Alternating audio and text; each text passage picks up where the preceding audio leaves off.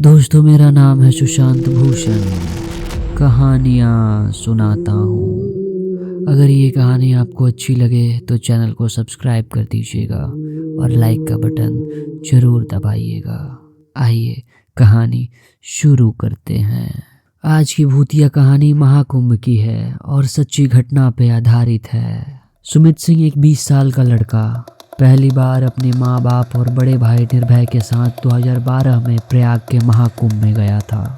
महाकुंभ के दौरान स्नान को बड़ा ही पवित्र माना जाता है, लेकिन सुमित के लिए ये रिलीजियस ट्रिप से ज़्यादा एक एडवेंचर ट्रिप था। सुमित की दादी कई बार बता चुकी थी कि यहाँ कई लाख वर्ष पहले देव और असुरों ने मिलकर समुद्र मंथन किया था, जिससे आज हम महाकुंभ के नाम से जानते हैं। जब सुमित अपने परिवार संग संगम के पानी में उतरा तो देखा कि चारों तरफ लोग मंत्र का उच्चारण कर रहे हैं और हवा में धूप बत्ती की एक अलग ही खुशबू है। स्नान के वक्त सुमित ने पानी में एक अजीब सी ऊर्जा को महसूस किया, जैसे संगम का पानी उबल रहा हो। सुमित ने ये बात अपने बड़े भाई निर्भय को बताई। निर्भय बोला, ये तेरा भ्रम है भाई, संगम खुद में ही पवित्र है। स्नान के बाद शाम को सबने घूमने का प्लान किया।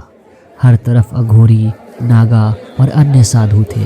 तभी सुमित की नज़र एक अलग दिखने वाले बाबा पर पड़ी। उसका चेहरा ऊपर आसमान की तरफ था, आंखें सफ़ेद मानो दूध की हो। सुमित खुद ब खुद उनकी ओर खींचा चला गया।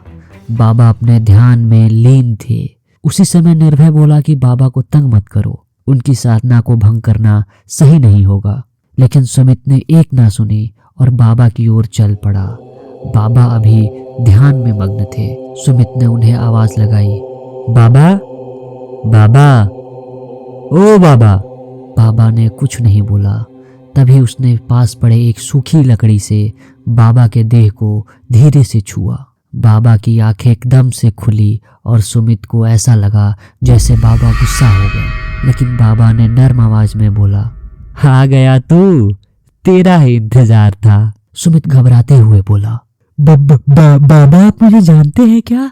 बाबा कुछ नहीं बोले, बस एक माला अपने गले से निकालकर सुमित के हाथों में दे दिया और फिर से ध्यान में लीन हो गए। सुमित अपने परिवार के साथ घर आ गया और उस समय तक माला को अपने गले में धारण कर चुका था। जब सुमित सोने गया तो उसे एक बहुत ही बुरा सपना आया। वो एक अंधेरे जंगल में खड़ा था। तभी चारों तरफ पेड़ में आग लग जाती है और उसी समय उसके कान में धीरे धीरे आवाज आने लगती है, जैसे कोई उसका नाम ले रहा हो, सुमित। वो आवाज धीरे धीरे पास आने लगी और एक साये में परिवर्तित हो गई। वो एक काला साया था जिसकी आंखें पूरी की पूरी लाल थी। तू मुझे लेके आया था, अब तेरा समय आ गया है मेरे साथ चलने का। उस साये ने सुमित से ये बात कही और एकदम से उसके अंदर समा गया। सुमित अचानक नींद से उठा। उसका ध्यान बिल्कुल माला की तरफ गया, जो एक लाल सरिये की तरह गर्म हो गया था। माला को निकालकर उसने जमीन पर फेंक दिया और फिर से चादर तान के सो गया। अगले कुछ दिनों में उसके परिवार के साथ अजीब अजीब घटना होने लगी।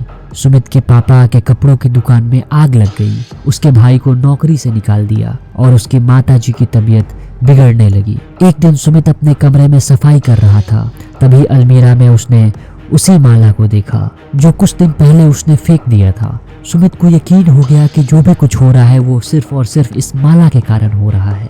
सुमित अपने कमरे में गया और लैपटॉप पे कोई शो देखने लगा। तभी वो लाल आंखों वाला काला साया एकदम से सुमित के सामने एक कोने में दिखाई दिया। सुमित डर के मारे कांपने लगा।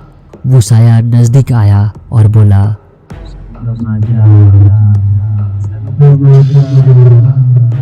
सुमित ने निर्भय को बात बताई और बोला, भैया वो काला साया मुझे संगम बुला रहा है। निर्भय बोला, ये तेरा वहम है और कुछ नहीं। तुझे कल मैं मंदिर लेके चलूंगा, तेरे अंदर की सारी नेगेटिव एनर्जी दूर हो जाएगी। लेकिन सुमित का मन नहीं माना। वो उसी समय प्रयागराज की गाड़ी पकड़ा और संगम चला गया। रास्ते में नाश्ता करने के लिए गाड़ी कहीं होटल पे रुकी। नाश्ता करने के बाद पैसा देने के लिए जैसे ही सुमित ने अपना बैग खोला, उसका होश उड़ गया। वो माला अचानक से उसके बैग में दिखाई दिया, जबकि सुमित ने उस माले को फेंक दिया था। खुद को समझाते हुए सुमित महाकुंभ पहुंचा। पूरे सफर में उसे ये फील हो रहा था जैसे लाल आंखों वाला काला साया उसके पीछे बैठा हो। महाकुंभ पहुंच के सुमित ने पहले बाबा को ढूंढा और उनके पैरों में गिर के जोर जोर से रोने लगा। बाबा बोले, अब क्यों आया है यहाँ बेवकूफ, रोना बंद कर। उस समय तुझे ज्ञात नहीं हुआ तूने मेरी साधना भंग की थी। सुमित के आंसू रुकने का नाम ही नहीं ले रहे थे।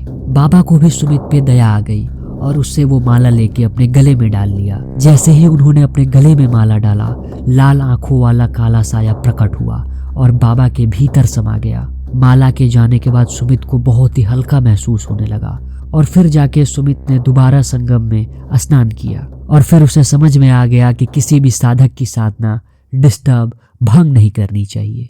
अगर ये कहानी आपको अच्छी लगी हो तो चैनल को सब्सक्राइब करके बेल आइकन दबा दीजिएगा और कमेंट में ज़रूर बताइएगा कि इस बार कौन कौन महाकुंभ गया था या फिर जाने वाला है। मेरा नाम सुशांत भूषण है। कहानी सुनाता हूं।